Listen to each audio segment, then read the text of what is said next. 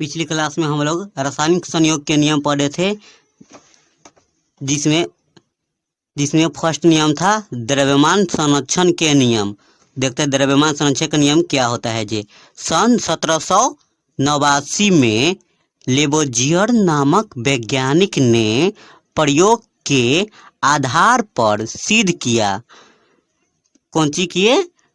प्रयोग के आधार पर सिद्ध किए। कौन वैज्ञानिक? लेबोजियर नामक वैज्ञानिक ने 1789 ईस्वी में। ठीक है, क्या किए देखिए, इस नियम के अनुसार यानी द्रव्यमान संरक्षण के नियम के अनुसार पदार्थ न तो बनाया जाता है न ही नष्ट किया जाता है। क्या हुआ? पदार्थ को न बना सकते हैं न नष्ट कर सकते हैं। ठीक है, देखिए जैसे में ए और बी को क्या किए, रिएक्शन के और अति किए तो सी और डी बना।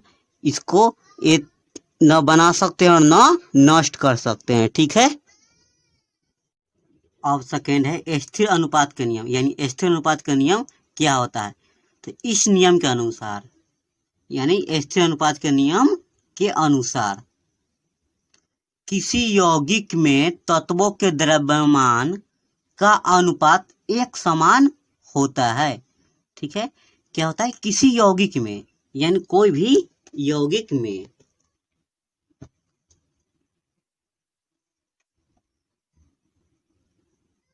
तत्वों के द्रव्यमान का अनुपात एक समान होता है।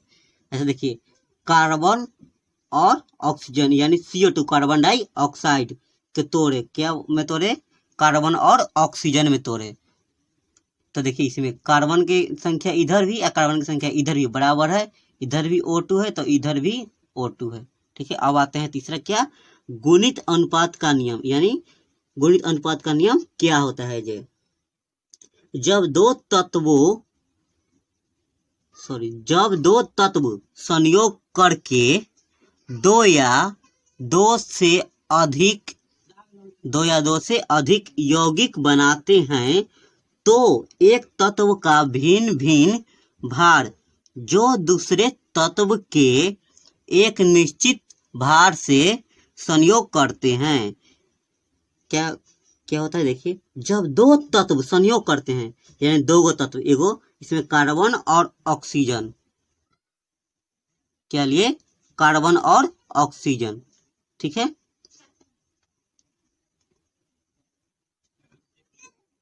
देखिए कार्बन और ऑक्सीजन का अभिक्रिया कराया था। क्या?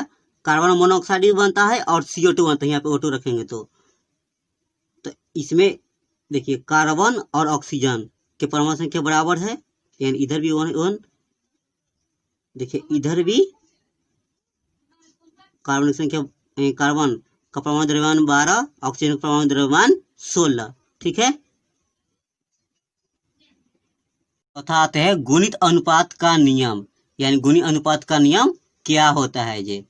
दो या दो से अधिक तत्वों के वह भार जो किसी दूसरे तत्व के एक निश्चित भार से संयोग करते हैं, वह उन मात्राओं में वे तत्व संयोग करते हैं या गुणित होते हैं। ठीक है, क्या बोला है? देखिए, दो या दो से अधिक तत्व यानी दो गो या उससे अधिक तत्व के वह भार यानी इसका भार जो किसी दूसरे तत्व के, ये जैसे कि कार्बन और ऑक्सीजन, ये दूसरा तत्व हो, कार्बन दूसरा तत्व और ऑक्सीजन दूसरा तत्व हो गया, दूसरे तत्व के एक निश्चित भार से यानी इसका एक निश्चित भार लेंगे, भार से संयोग करते हैं। क्या करते हैं? संयोग करते हैं यानी जुटते हैं। वह उन मात्राओं में यानी कार्बन और O2 इन दोनों के मात्राओं में देखिए क्या होता है, इन दोनों की मात्राओं में वे तत्व संयोग करते हैं।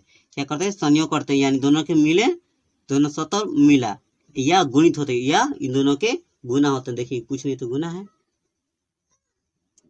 अब आते हैं पंचमा है, क्या? गैर-लुसैक का नियम। यानी गैर-लुसैक का नियम क्या होता है? गैर-लुसैक लॉ। जब रासायनिक अभिक्रिया में गैस संयुक्त होती है क्या होती है रासायनिक अभिक्रिया में? गैस संयुक्त होती है या बनती है, तो उनके आयतन सरल अनुपात में होता है। क्या होता है? उनके आयतन सरल अनुपात में होता है। ठीक है, चाहे सभी गैस से समान ताप एवं दाब की स्थिति में हो। क्या बोला है? फिर से एक बार देख लें। जब रासायनिक अभिक्रिया में गैस संयुक्त होती है या बनती है तो उनके आयतन सरल अनुपात में होता है, चाहे सभी गैसें समान ताप एवं दाब की स्थिति में हो। ठीक है, क्या बोला है?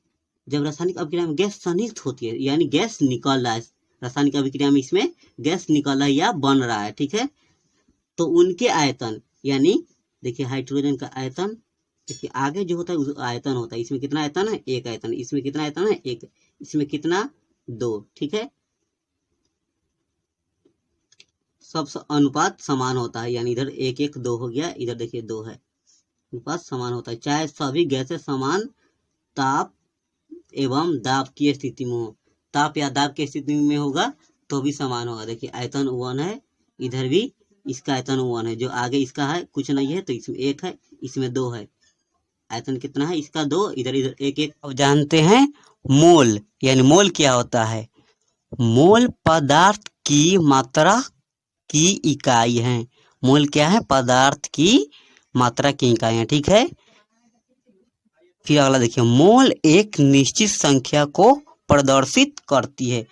मोल एक निश्चित संख्या को प्रदर्शित करती है। ठीक है, मोल का संबंध पदार्थ के द्रव्यमान, उनके कणों की संख्या और गैसों के आयतन से है। क्या है मोल का संबंध? पदार्थ के द्रव्यमान और कणों की संख्या से है। ठीक है, तो अब जानते हैं मोल, यानी मोल का मतलब क्या होता है? 1 दर्जन बराबर कितना होता है? 12 केले। ठीक होता है, ठीक है, 1 दर्जन में कितना होता है? 12 होते हैं। 1 कोड़ी बराबर 20 होता है, यानी मोल यानी 20 है। 1 मोल बराबर कितना होता है? 6.022 गुना 10 के पावर 23। ठीक है, 1 मोल बराबर कितना होता है? 6.022 गुना 10 के पावर 23। मोल की परिभाषा आप देखते हैं क्या होता है जी। किसी पदार्थ का 1 मोल उसकी वह मात्रा है जिसमें उतनी ही कण होते हैं जितने की परमाणुओं शुद्ध कार्बन 12 के 12 ग्राम में होगा। ठीक है, क्या बोला है? किसी पदार्थ का किसी पदार्थ का 1 मोल, किसी पदार्थ का 1 मोल उसकी वह मात्रा है जिसमें उतनी ही कण होते हैं जितने की परमाणु शुद्ध कार्बन 12 के 12 ग्राम में होगा। ठीक है, यानी 1 मोल नंबर ऑफ एटम, यानी 1 मोल में नंबरों की संख्या कितना होता है? 6.022 गुना 10 के पावर 23 यानी 23। यानी मोल बराबर क्या होता है? मोल बराबर देखिए, मोल बराबर क्या होता है? मोल बराबर ग्राम में द्रव्यमान बटा में अनुभार। मोल को N से, ग्राम में द्रव्यमान को W से और अनुभार को M से। ठीक है, नोट, थोड़ा कुछ इंपॉर्टेंट चीज जानते हैं। 1 मोल बराबर क्या होता है?